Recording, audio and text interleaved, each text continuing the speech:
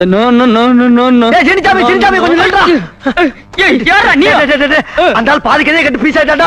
நீ யாச்சும் மீதி கதை கேளு, இல்ல நான் செத்தே போயிருவேன்டா. உங்க தீபா? ஐயோ, அத காட்டணும். வர்ற ரயில்ல விழுந்து தலை கொடுத்து செத்து போறான்டா. விடுடா. டேய் பொய்யெல்லாம் சொல்லாதடா. டேய் சிரிச்சாமி கொஞ்ச கதை கேட்டா ஓடுறியா? ஓடு.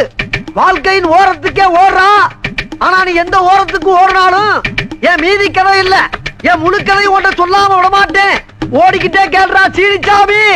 ஒரு ஊர்ல ஒரு பெரிய மலை, அந்த மலைக்கு நடுவுல ஒரு மரம், அந்த மரத்து உச்சியில ஒரு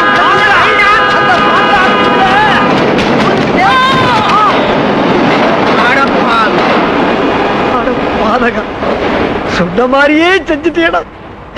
மானஸ்தன் அன்னைக்கு மானஸ்த உன் கதையே ஒரு கதையாக்கி இந்த உலகம் பூரா பரப்புறா.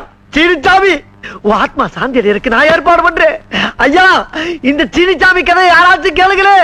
சீனிச்சாமி கதை யாராச்சும் கேளு.